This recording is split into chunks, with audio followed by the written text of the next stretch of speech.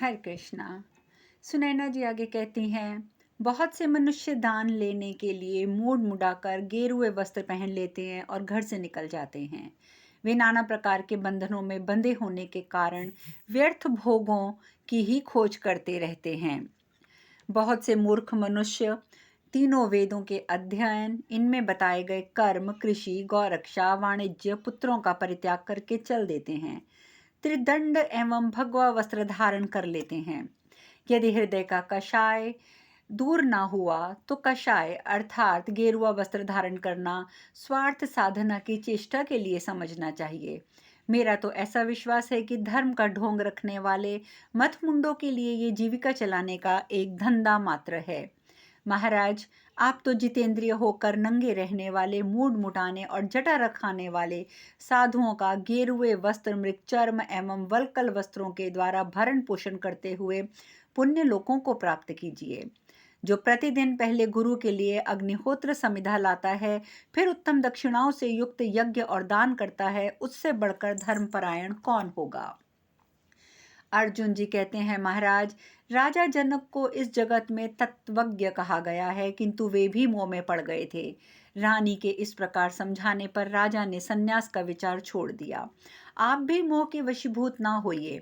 यदि हम लोग सदा दान तपस्या में तत्पर हो, इसी प्रकार धर्म का अनुसरण करेंगे, दया आदि गुणों से संपन्न रहेंगे, काम क्रोध आदि दोषों को त्याग देंगे, उत्तम दान धर्म का आश्रय ले प्रजा पालन में लगे रहेंगे तथा गुरुजनों और वृद्ध पुरुषों की सेवा करते रहेंगे, तो हम अपने अभीष्ट लोक प्राप्त कर लेंगे। इस प्रकार देवता, अतिथि, समस्त प्राणियों को विधि पूर्वक उनका भाग अर्पण करते हुए यदि हम ब्राह्मण भक्त और सत्यवादी बने रहेंगे, हमें अभिष्ट स्थान की प्राप्ति अवश्य होगी। इस प्रकार महाभारत शांति पर्व के अंतर्गत राजधर्म अनुशासन पर्व में अर्जुन का वाक्य विषयक 18वां अध्याय पूर्ण हुआ। युधिष्ठिर महाराज कहते हैं, तात, मैं धर्म और ब्रह्म का प्रतिपादन करने वाला अपर तथा पर दोनों प्रकार के शास्त्रों को जानता हूँ। वेद में दोनों प्रकार के वचन उपलब्ध होते हैं, कर्म करो और कर्म छोड़ो, इन दोनों का मुझे ज्ञान है। परस्पर विरोधी भावों से युक्त जो शास्त्र वाक्य है, उन पर भी मैंने युक्तिपूर्वक विचार किया है। वेद में उन दोनों प्रकार के वाक्यों को जो सुनिश्चित सिद्धांत है, उसे मैं विधि पूर्वक जानता हूँ। तुम तो केवल अस्त्र विद्या के पंडित हो और वीर व्रत का पालन करने वाले हो। शस्त्रों के तात्पर्य को यथार्थ रूप से जानने की शक्ति तुम में नहीं है। तुम लोग शास्त्रों के सूक्ष्म रहस्य को समझने वाले और धर्म का निर्णय करने में कुशल हो, तो वे भी मुझे इस प्रकार उपदेश नहीं दे सक रहे हो। यदि तुम धर्म पर दृष्टि रखते हो, तो मेरे इस कथन की यथार्थता का अनुभव करोगे।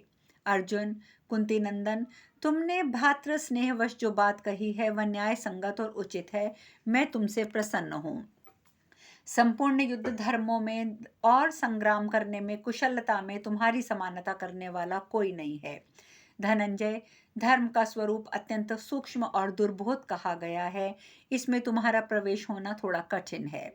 तुम युद्ध शास्त्र के विद्वान हो, तुमने कभी वृद्ध पुरुषों का सेवन नहीं किया है, अतः संक्षेप और विस्तार के साथ धर्म को जानने वाले उन महापुरुषों का क्या सिद्धांत है, ये तुम्हें नहीं पता। जिन महानुभावों की बुद्धि परम कल्याण में लगी हुई है, उन बुद्धिमानों का निर्णय इस प्रकार है, तपस्या, त्याग और विधि विधान से अतीत ब्रह्म ज्ञान, इनमें से पूर्व पूर्व की अपेक्षा उत्तरोत्तर श्रेष्ठ है। कुंती नंदन, तुम तो ये जानते हो कि धन से बढ़कर दूसरी कोई वस्तु नहीं है। उसके विषय में मैं तुम्हें ऐसी बातें बता रहा हूँ जिससे तुम्हारी समझ में आ जाएगा कि धन प्रधान नहीं है। इस जगत में बहुत से तपस्या और स्वाध्याय में लगे हुए धर्मात्मा पुरुष देखे जाते हैं, तथा तपस्वी तो तपस्वी होते ही हैं। इन सबको सनातन लोकों की प्राप्ति होती है। कितने ही ऐसे धीर पुरुष हैं जिनमें शत्रु पैदा नहीं हुए हैं। ये और बहुत से वनवासी हैं जो वन में स्वाध्याय करके स्वर्गलोक में चले गए हैं। बहुत से आर्य इंद्रियों को उनके विषयों से रोककर अविवेक जनित अज्ञान का त्याग करके उत्तर मार्ग के द्वारा त्यागी पुरुषों के लोक में चले गए हैं। इसके सिवा जो दक्षिण मार्ग है, जिसे प्रकाश पूर्ण बताया गया है, वहाँ जो लोग हैं वे सकाम कर्म करने वाले उन गृहस्थों के लिए है जो शमशान भूमि का सेवन करते हैं, जन्म मरण के चक्कर में पड़े रहते हैं।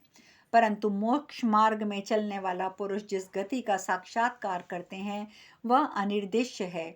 अतः ज्ञान योग ही सब साधनों में प्रधान और अभिष्ट है, किंतु उसके स्वरूप को समझना बहुत कठिन है। कहते हैं किसी समय विद्वान पुरुषों ने सार और असार वस्तु का निर्णय करने की इच्छा से इकट्ठे होकर समस्त शस्त्रों का बार बार स्मरण करते हुए विचार आरंभ किया, और गृहस्थ जीवन में कुछ सार है तथा या इसके त्याग में सार है। उन्होंने वेदों के संपूर्ण वाक्यों, शास्त्रों और बृहद्रणायक आदि वेदांत ग्रंथों को भी पढ़ लिया, किंतु जैसे केले के खंबे को फाड़ने से कुछ सार दिखाई नहीं देता, उसी प्रकार उन्हें इस जगत में सार वस्तु दिखाई नहीं दी।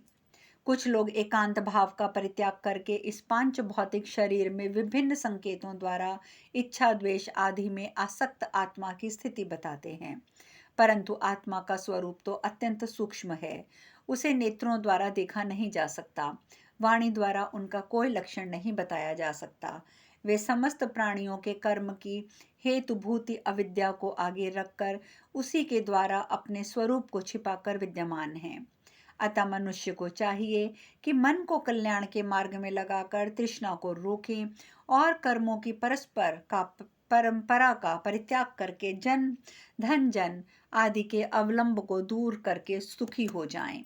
अर्जुन, इस प्रकार सूक्ष्म बुद्धि से जानने योग्य एवं साधु पुरुषों से सेवित इस उत्तम मार्ग के रहते हुए तुम इन अनर्थों से भरे हुए अर्थ की प्रशंसा कैसे करते हो? भरत नंदन, दान, यज्ञ, अतिथि सेवा आदि अन्य कर्मों से नित्य रहने वाले प्राचीन शस्त्रज्ञ भी इस विषय में ऐसी ही दृष्टि रखते हैं। कुछ तर्कवादी पंडित भी अपने पूर्व जन्म के दृढ़ संस्कारों से प्रभावित होकर ऐसे मूढ़ हो जाते हैं जिन्हें शास्त्र के सिद्धांत को ग्रहण कराना अत्यंत कठिन हो जाता है। वे आग्रहपूर्वक यही कहते हैं, यह आत्मा, धर्म, परलोक, मर्यादा आदि कुछ नहीं है। किंतु बहुत से ऐसे बहुश्रुत बोलने में चतुर और विद्वान भी हैं जो जनता की सभा में व्याख्या देते और उपयुक्त असत्य का मत का खंडन करते हुए सारी पृथ्वी पर विचरते रहते हैं। पार्थ, जिन विद्वानों को हम नहीं जान पाते उन्हें कोई साधारण मनुष्य कैसे जान सकता है? इस प्रकार शास्त्र के अच्छे अच्छे ज्ञाता और महान विद्वान सुनने में आए हैं जिनको पहचानना कठिन है। इस प्रकार श्री महाभारत शांति पर्व के अंतर्गत युधिष्ठिर का वाक्य विषयक 19वां अध्याय पूर्ण हुआ।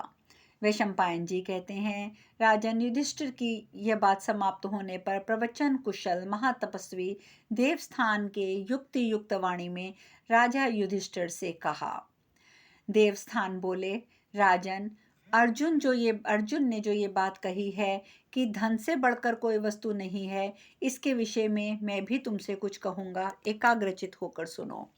नरेश्वर, तुमने धर्म के अनुसार ये सारी पृथ्वी जीती है, इसे जीतकर व्यर्थ ही त्याग देना तुम्हारे लिए उचित नहीं है। देवस्थान आगे कहते हैं, महाबाहु, ब्रह्मचार्य, गृहस्थ, वानप्रस्थ और संन्यास, ये चारों आश्रम ब्रह्मा को प्राप्त कराने की 4 सीढ़ियां हैं जो वेदों में ही प्रतिष्ठित हैं, अतः क्रमशः यथोचित रूप से पार करो। कुंती नंदन, तुम बहुत से दक्षिणा वाले बड़े बड़े यज्ञों का अनुष्ठान करो। स्वाध्याय और ज्ञान यज्ञ तो ऋषि लोग किया करते हैं,